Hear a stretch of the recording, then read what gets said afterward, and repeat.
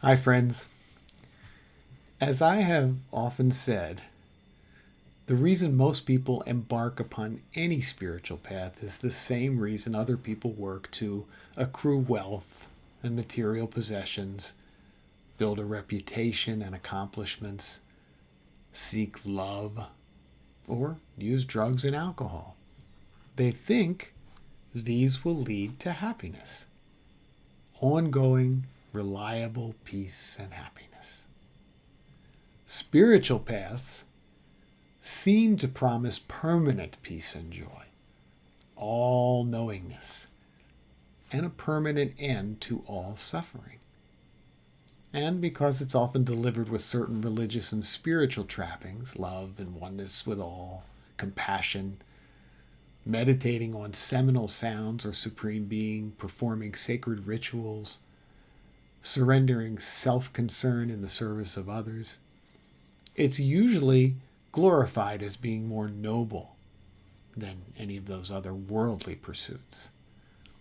But if you press someone on their true reasons for commencing spiritual seeking, at the core, they will admit they wanted to escape this life of suffering and replace it with some kind of perpetual happiness and bliss, which is fine, but no more noble than trying to escape through cocaine or heroin. And what's stunning, truly dumbfounding, is that this search for happiness is totally wrong-headed and self-contradicting.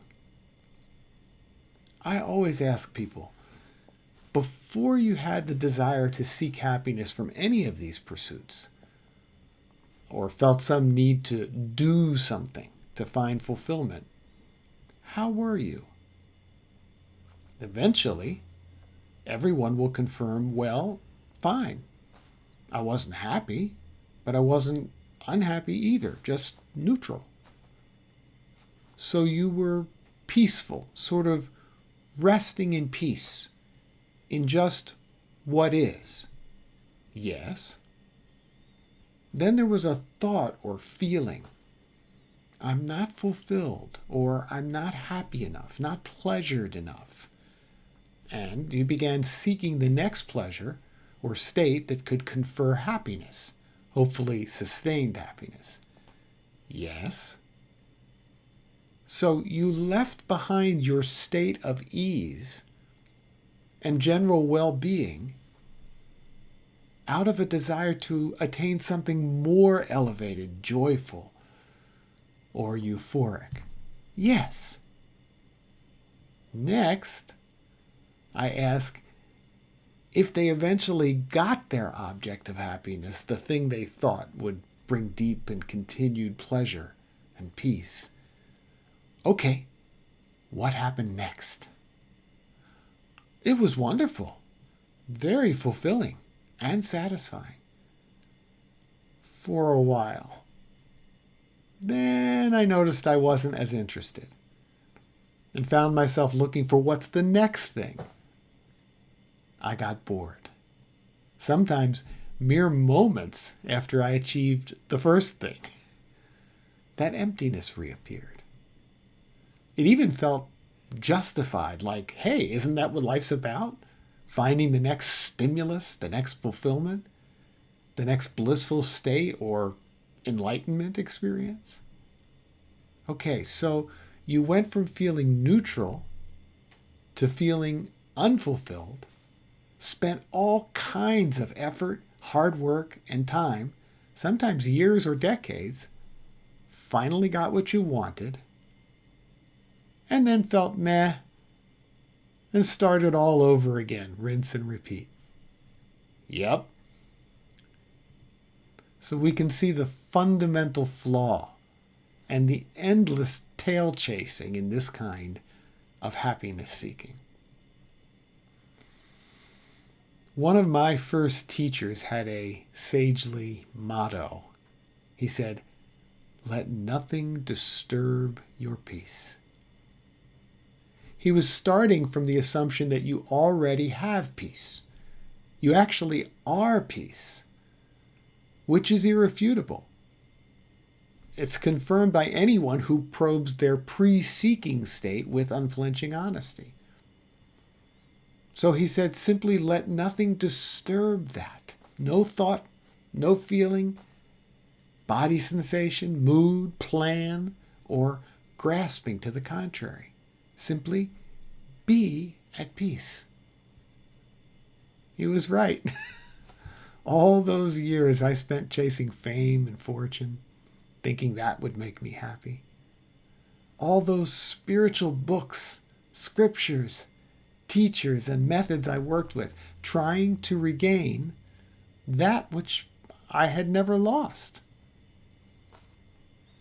I went back to a time in childhood where, even though we had no fame or fortune or entertainment or mind-enhancing substances, I was at peace. I went back to the day at age 5 when, through no action or endeavor on my part, I felt so one with everything in my surroundings, I was in total bliss. On that day, the bliss turned into curiosity. The curiosity turned into inquiry. And the inquiry revealed that everything, the earth, the sky, the stars, even myself, were just illusions which I could put my hand right through. I thought, how could I ever want for more joy than this? Want for anything? Then somebody told me I was a real separate person who needs to learn and grow and accomplish great things and eventually give them grandchildren. And I forgot that it was just a dream and I was already dreaming in bliss and got busy building a self and an image of peace and happiness.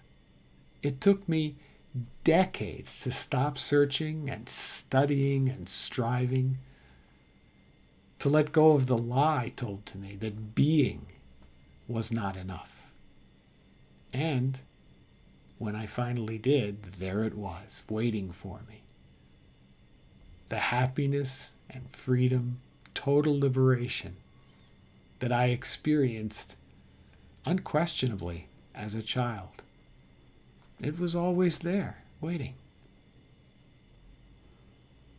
At least one revered sage said, unless you become as little children, you cannot enter the kingdom of heaven. Or as I like to call it, the natural reality. So remember, when you feel unfulfilled, unhappy, and like you need to find something or attain something to fill that proverbial hole in our soul, all seeking for happiness through material, prestigious, sexual, familial, or spiritual gain, all of it has these 3 built-in bottom lines.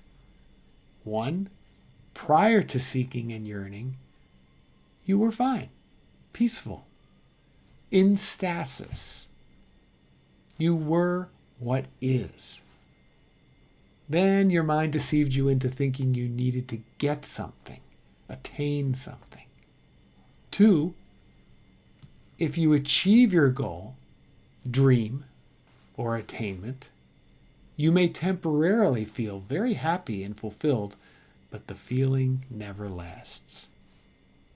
And 3, and most harmful, you have now reinforced a false belief that you are not already whole, complete, and immaculate. And you've initiated a pattern that seeking happiness as the illusory doer through some effort and gain of something you don't already have is the only way to happiness. The thing you must do over and over again to be what you already are. I invite you to touch and rest in that neutral piece of being that's always there before you start yearning to get happiness and fulfillment. I invite you to discover that place and dwell there. Thanks for joining me, and we'll talk again soon.